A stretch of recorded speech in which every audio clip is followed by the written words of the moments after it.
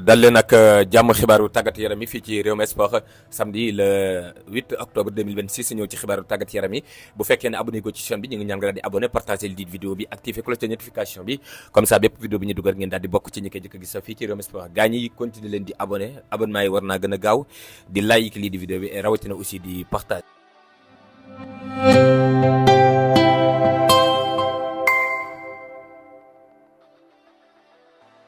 bu ngeen soxlaa ay moyens original disponible na ak Rewmi Sport tous les moyens donc disponible bépp taille bu ngeen bëgg XL double XL M L S donc tous les tailles disponible prix en gros et prix détail donc lépp disponible ak Rewmi Sport les moyens donc de l'équipe nationale naka noonu tamit lii di moyens yi ngeen soxla pour club yi saison 2026 2027 yëpp mën ngeen a def seen commande ak seen YouTube bi di Rewmi Sport donc ñu jaay leen ay moyens gars yu baax mën ngeen ñu contacter donc ak 78 295 15 51 78 295 15 51 fépp fu ngeen nekk donc ci Sénégal mën nañ leen a livrer donc seen i moyens incha allah donc gars ñi am leen confiance ci Rewmi Sport ak moyens yu original yu am qualité te yomb. li gën a fës ci xibaaru tàggat yaram yi dañ koy daal di dooree fële nga xam ne si ni moom mooy ca biir West Ham United wax si champion d'Afrique bi di El Hadji Malick Diouf tey jii nii ci match amical bi nga xam ne si ne West Ham doon na ko joué doomu Sénégal bi nii match bi ci banc bi la ko daal di démarré loolu nag di montré ne peut-être que West Ham ñi ngi bàyyi xel le départ de El Hadji Malick Diouf en tout cas li wër ba wër mooy Malick Diouf ak Azam jamono ji ñu toll nii ñu ngi jéem di trouver li nga xamante ne moom mooy meilleure solution pour l'avenir donc de l'international sénégalais. Brentford donc mooy premier club bi nga xam ne moo def approche jëmale ko ci moom déjà daal di yónnee première proposition bu ñuy estimé à 22 millions d'euros une proposition donc déjà refusée par équipe bi di West Ham le sentiment bi gars yi am mooy Brentford dina dikkaat ak deuxième proposition loolu donc benn sentiment la kon El Hadji Malick Diouf ak continuité am ci West Ham United donc actuellement dafa daal di incertain. Après El Hadji Malick Diouf on va parler maintenant sur le dossier de kii di Mano donc Solomon donc di doomu Israël bi nekkoon ca Tottenham tamit accepté na pour ànd ak West Ham deuxième division championnat anglais moom daa mel ni dérangé wu ko di football deuxième division Angleterre moom kii di Solomon. ki nga xam ne si mënu tuddee Solomon dina quitter Tottenham cette fois-ci définitivement parce que saison yi ñu génn yëpp Tottenham da ko doon able comme la saison dernière fële ci biir Fiorentina l'accord donc ñu ngi ko natt ci 5 millions donc de livres sterling ça veut dire que lu mat 8 millions yoo xamante ne dina teg lu mu gàtt donc 2 millions donc millions de livres sterling comme kii di West Ham United malgré que donc daal dinañu wàcc deuxième division quand même n'empêche teewul ñu ngi am ay joueurs yoo xamante ne ay joueurs yu intéressants lañ donc pour jéem a remonter wu donc rapidement dès la saison prochaine ñu jéem a donc amaat lii di seen ticket bi leen di permettre ñu daal di yéegaat ci la première ligue. Après le dossier de El Hadji Malick Diouf on va parler maintenant ci beneen sénégalais cette fois-ci donc Lamine Camara malheureusement la coupe du monde moo ko xañ lu bëri. waay le foot donc dafa yéeme dafa gaaw dafa yéeme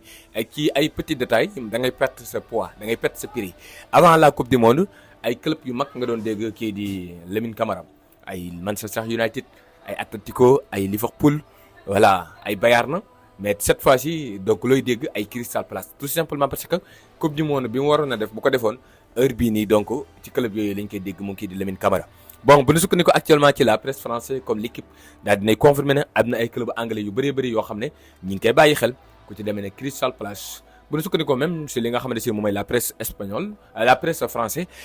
Crystal Palace déjà daal dinañuy yónnee seen première offre pendant ce temps aussi y a Nottingham Forest boo xamante si ne am nañu intérêt et même temps aussi club yi ma tudd sànq tamit ñi ngi koy surveiller comme Liverpool comme Manchester United donc équipe bii di AS Monaco ñi ngi toog ñoom di xaar première proposition ñoom donc ñu ngi demande donc 50 millions pour daal di jaay le milieu de terrain sénégalais 50 millions bu ko jaree moom kii di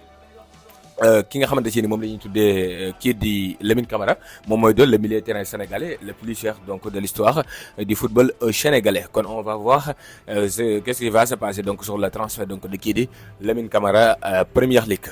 ci AS Monaco googu sax ci la ñuy daal di continuer ndaxte ay rumeur da doon jug comme quoi que ne AS Monaco ñu ngi liggéey pour mën a jot ci kii di Lukaku mais quand même Fabrizio daal dina démentir information bi déjà démentir na ko ba noppi jox ñu ban équipe moom moo bëgg vraiment kii di Lukaku xam ngeen ne ay semaine ci ginnaaw dikkoon nañ fii Lukaku bañ ko laajee la directeur sportif donc bu Napoli mu ne woon donc fi mu toll nii duñ ci yee yàbbi nañu bàyyi ba Lukaku def retour à l'entraînement. Lukaku def na retour mais quand même taxul mu jouer war a boog sax muy entraîner ak groupe bi actuellement. Lukaku Fenerbahçe la nar a dem parce que le président bu Fenerbahçe moom moo yor donc contact officiel ak kii di Lukaku donc pour boucler rapidement le dossier donc de kii di Lukaku kon après la signature donc de kii di Greenwood Fenerbahçe donc mi ngi continuer toujours di renouveler seen effectif bi avec des joueurs tere donc lii di clashé comme que ci demee ne kii di Greenwood wala boog kii di Romelu Lukaku kon Lukaku un pas fële ci biir Fenerbahçe. ginnaaw donc Lukaku dañuy wax ci ancien club bu Lukaku di kii di AS Rome ancien capitaine bu Lukaku di kii di Manuel Pellegrini gars yi Manuel Pellegrini c'est le coach donc de Real Betis donc Pellegrini du côté donc de AS Rome jàppale na donc daal dinay accepte donc renouveler lii di contrat am ba 2027 déjà c'est des longues négociations parce que au début Pellegrini voulait vraiment un contrat longue durée par exemple un contrat de 3 ans de 4 ans l'AS Rome donc daal nekk ko du ci dal parce que quand même performance am permettre ko donc muy am ak contrat bu yàggee noonu football dafa gaaw parce que Pellegrini yi yàggul dara bokkoon na fi ci meilleur milieu de terrain championnat bu Serie A et aujourd'hui regardez Rome di dem di ko renouveler ay contrat wu 1 an donc renouveler na contrat ba 2027. dañuy waxaat ci beneen ancien club bu Lukaku xam nga Lukaku moom daa bëri ay club cette fois ci on va parler de Manchester United Baleba Manchester United bon actuellement Baleba dafa blessé déjà dafa am benn petite blessure boo xamante ne quand même garaawul mais quand même cette blessure moo ko nar a yóbbee du réaliser rêve parce que plus grand rêve donc de kii di Baleba c'est de signer à Manchester United. bon Baleba ci boppam moom mooy def ay pexe pour que United revenir donc ci dossier am mais quand même ba tey jii nii Manchester mi ngi concentré donc ci li nga xam ne si ni moom mooy yeneen i piste donc pour boucler ko donc Baleba bu nu sukkandikoo ci Romano Baleba mi ngi continuer di def ay pexe pour dem United mais quand même blessure bi nga xam ne si ne moom la mujjee am blessure boobu noonu ci la Manchester United jamono ji di xaw a xel yaar. dañuy continuer toujours donc ci Manchester United dikkaat encore ci wàllu latéral gauche. bokk ci lenn ci li nga xam ne United bëgg na ko ci saison bi latéral gauche Lewis Hall moom mooy li nga xam ne si ne moom mooy cible prioritaire bi mais quand même la nga xamante si ne moom la ñu doon wax fan yii la ñu weesu daanaka ma des naa jàpp ne confirmé ne ko 100% muy kan Lewis Hall Newcastle United jaayu ko lenn kese moo mën a tax Newcastle jaay Lewis Hall muy Newcastle teg war a bokk sax ab équipe teg loo xamante si ni day tiital Newcastle mais Newcastle actuellement nii nous sommes le samedi 8 août 2026. ki nga xamante si ne mu tuddee Newcastle bëggul tàqali ko ak kii di Lewis Hall ci lu dul donc ab équipe ñëw fay ko loo xamante si nii c'est irréversible te loolu donc actuellement amul benn équipe bu pare pour def ko même si donc Manchester bëgg na même si donc Chelsea bëgg na mais quand même Lewis Hall Manchester bëgg kii di Newcastle bëggu kaa jaay léegi nag on va voir est-ce que United dina fay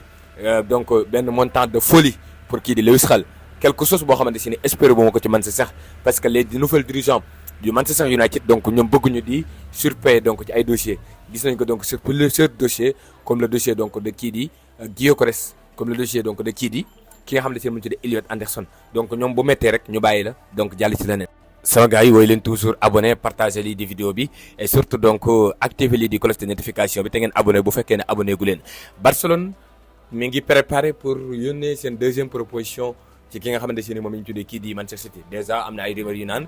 les négociations entre le Barça et City les négociations donc dafa arrêté non arrêté wul Barça mi ngi négocier ak City et les négociations actuellement sont positives donc du côté du Barça. Barcelone cette première proposition ñu ngi ko estimé à donc 45 millions plus donc 5 millions donc muy 50 millions deuxième donc offre bi Barcelone donc dina ko envoyé et déjà la presse. ñoom ñëpp donc déposé nañu ne donc deuxième proposition bi du tardé ce qui veut dire que à partir donc de demain yëpp donc li nga xamante ne moom mooy semaine prochaine ki nga xamante ne moom la ñu tuddee Barça mën na am lii di deuxième proposition te deuxième proposition bi mën na tolloog li nga xam ne moom la City di xaar ci ki nga xam ne si moom la ñu tuddee kii di Rodri Gonçalves. le transfert donc de ki nga xam ne tamit kii di Rodri à Barcelone c'est pour donc remplacer kii di Frenkie de Jong bon voilà comme Joan Garcia ni mu ñëwoon daaw pour remplacer kii di Ter Stegen bu ñu sukkandikoo donc ci la presse espagnole noonu donc le Rodri ñëwee pour remplacer Frenkie de Jong ça ne veut pas dire que donc Barcelone dafa weddi Frenkie de Jong non si Frenkie de Jong def na retouram day continuer donc di concurrence ak postom mais juste que donc Barcelone jàpp nañu ne Frenkie de Jong peut-être que nekkatut ab titulaire kon c'est pas du tout donc une bonne nouvelle pour kii di Frenkie de Jong le recrutement donc de kii di Rodri parce que bu dikkee léegi day fekk beneen joueur boo xamante si ne jël na place am di titulaire donc ci club bi donc il s'agit donc de kii di Rodri du côté donc de Manchester City.